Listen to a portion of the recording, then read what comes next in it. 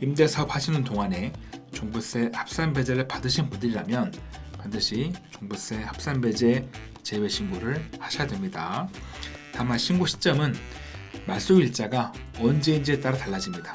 만약 임대사업자 말소일이 두 번째와 세 번째가 있는데요. 첫 번째는 필수사항이고 두 번째와 세 번째는 조건부. 어떤 요건이 되면 신고하시는 거고 아니면 안 하시는 겁니다. 먼저 두 번째, 주택임대차 계약 신고.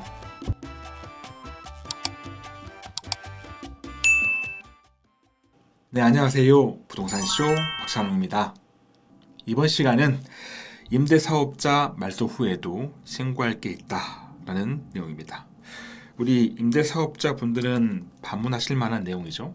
아니, 임대사업자가 말소가 됐으면 다 끝난 거지.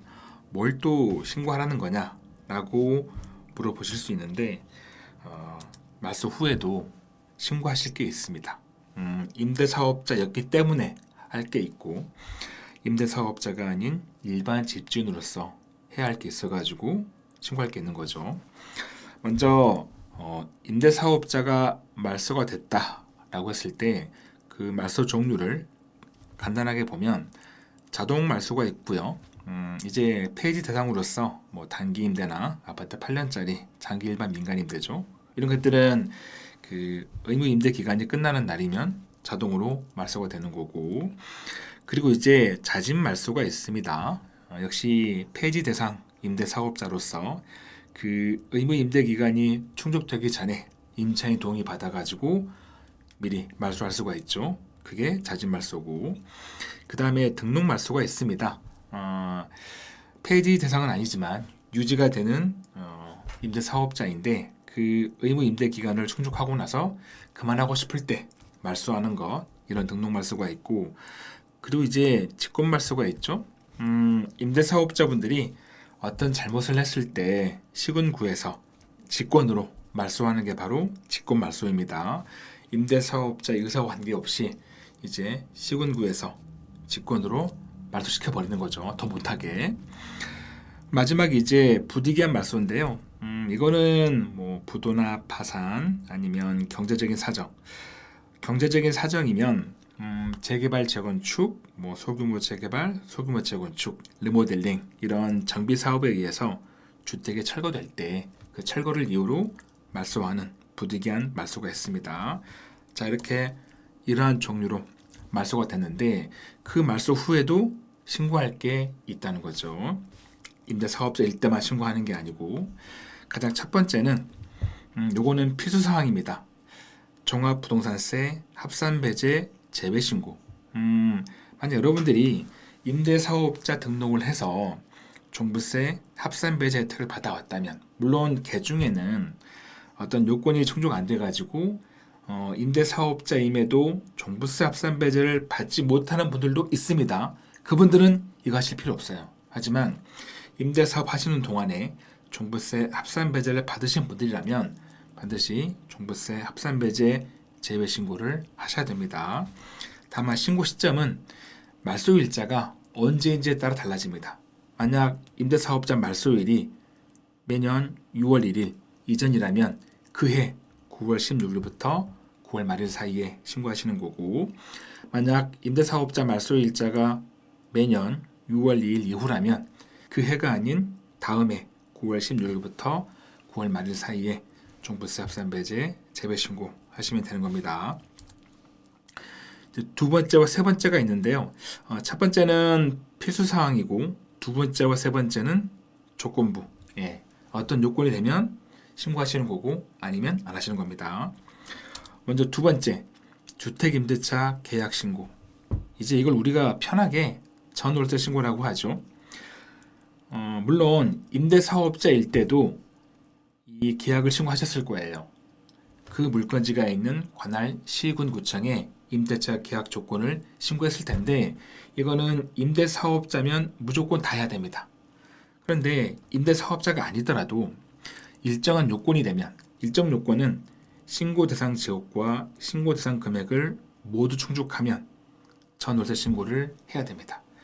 임대사업자와 차이점이 있다면 임대사업자는 어떤 금액이나 지역, 요건 따지지 않고 무조건 신고하는 거라면 임대사업자가 아닌 일반 집주인은 지역 요건과 금액 요건 두 개를 다 충족할 때 그때 신고하는 겁니다. 그리고 마지막 세 번째 세금 신고인데요. 소득세 신고입니다. 이것도 역시 조건부예요. 어떤 조건부냐면 주택에서 월세나 전세 받고 있는 그 금액이 소득세 신고 대상일 때만 신고하시는 거고 그 소득세 요게 신고 대상이 아닌 비과세다 라고 하면 신고하실 필요는 없습니다. 그리고 참고로 그 소득세 신고 대상이 된다면 세무서에서 발급받은 사업자 등록증은 폐업하지 말고 가지고 있어야 됩니다. 그러면 이번에는 앞서 전세월세 신고는 지역 요건과 금액 요건 둘 다 충족해야 신고하는 거다라고 했는데 그 지역 요건과 금액 요건 보겠습니다. 먼저 신고 대상 지역은 법에서는 이렇게 말하고 있습니다. 서울, 세종, 제주도 그리고 시, 군, 구입니다. 다만 여기서 군지역은 전국의 모든 군지역이 아니고 광역시의 군지역과 경기도의 군지역만 해당이 됩니다. 반대로 말하면 그러면 어떤 지역이 신고 대상 지역이 아닌 거냐?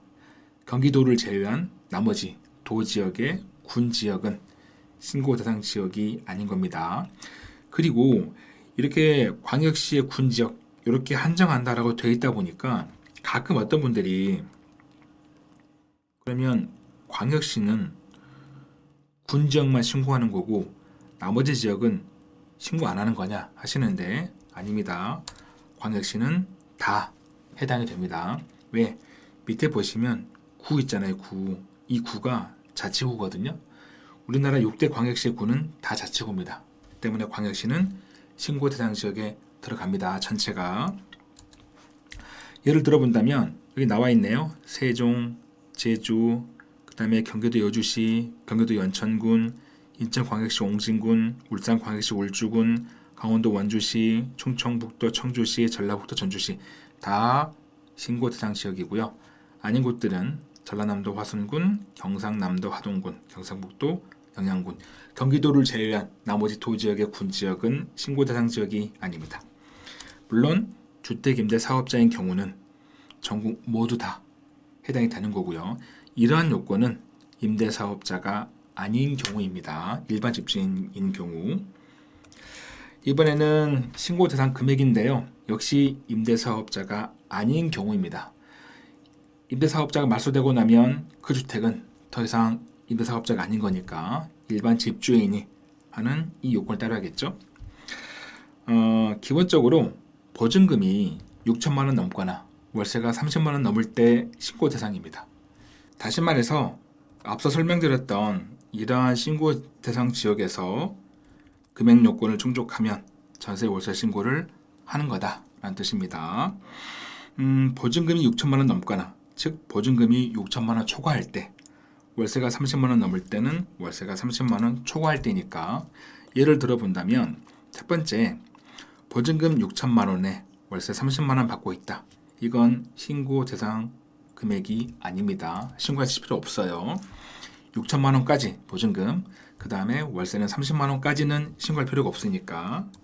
두 번째, 보증금 6천만 원, 월세 31만 원. 이건 신고해야 됩니다. 월세가 30만 원 초과했으니까. 세 번째, 월세는 30만 원인데 보증금이 6천일만 원이네요. 이것도 신고를 해야 합니다. 보증금 6천만 원 초과했으니까. 네 번째, 월세 없이 보증금만 6천만 원 받고 있다. 신고하실 필요 없고. 다섯 번째, 월세 없이 보증금만 6천일만 원. 이건 신고해야 됩니다. 6천만 원 초과니까. 여섯 번째, 보증금 없이 월세만 30만 원 받고 있다. 신고할 필요 없고. 마지막, 보증금 없지만 월세가 31만 원. 이건 신고를 해야겠죠. 30만 원 초과니까. 다시 말씀드리지만 이거는 임대사업자가 아닌 경우일 때 임대사업자는 금액과 상관없이 모든 임대차 계약을 다 신고를 해야 합니다. 그래서 임대사업자가 말소가 되셨다면 본인이 가지고 있는 그 말소가 된 그 주택이 신고 대상 지역에 포함되어 있는지 포함되어 있다면 신고 대상 금액에 해당되는지 따져보시고 둘 다 해당되면 신고하시는 거고 아니면 신고하실 필요가 없습니다. 이번에는 이제 그 세 번째였던 소득세 신고에서 과연 내가 지금 받고 있는 월세와 전세 금액이 세금을 신고해야 하는 그 대상이 되는 거냐 이 부분인데요. 지금 보시는 표는 제가 이전 영상에서 정말 많이 설명드렸기 때문에 지금은 조금 생략하고요. 혹시 필요하시다면 제가 링크에 걸어 놓을 테니까 클릭하셔가지고 해당 영상 참고하시면 좋은데 그래도 제가 짧게나마 좀 설명을 드린다면 일단 주택에서 소득이 발생했을 때 월세 전세 그 세금 신고 대상은 부부 합산 몇 개 집을 가지고 있는지 이걸로 판정합니다. 부부 합산 주택이 하나일 때 해당 주택이 국외에 있고 월세 받고 있다면 신고 대상이고요. 국내에 있으면서 해당 주택의 공시 가격이 12억을 초과한다면 이때에도 월세 받으면 신고 대상입니다. 그 외의 경우는 신고할 필요가 없고요. 부부 합산 주택이 두 개일 때 월세 받는 게 있으면 신고 대상, 월세 없이 보증금만 받으면 신고할 필요 없고요. 부부 합산 주택이 3개 이상일 때 일단 월세가 발생하면 무조건 신고 대상입니다. 그리고 비소형주택 3채 이상 가지고 있고 그러면서 보증금 합계액이 3억을 초과할 때 여기서 비소형주택 3채 이상에서 그 주택 수에는 부부가 거주하고 있는 주택 포함입니다. 세를 주고 있는 월세든 전세든 세 주고 있는 주택만 따지는 게 아니고 본인이 살고 있는 주택 포함해서 세 채 이상입니다. 세 채 이상이고 보증금 합계액이 3억을 초과한다면 초과된 금액에 대해서 간주임대료가 나오는 거예요. 월세처럼 계산합니다. 근데 여기서 보시면 비소형주택이네요. 그러면 소형주택이 있겠죠. 소형주택은 여기서 주택에 들어가지 않습니다. 어떤 주택이냐면 전용면적이 40제곱미터 이하에 있고 해당 과세기간의 공시 가격이 2억 이하인 것. 이 두 가지를 모두 충족하면 소형주택이 되는 거고 이 소형주택은 올해까지는 이 간주임대를 계산할 때 주택수에 들어가지 않습니다. 간주임대료는 반드시 비소형주택 3채 이상이니까.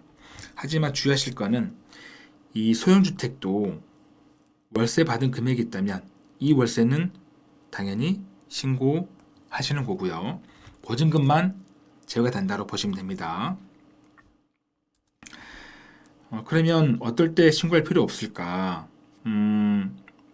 소형주택의 보증금, 전세금 가지고 있는 게 다 소형주택이고 월세 받는 게 없다. 그러면 신고할 필요 없습니다.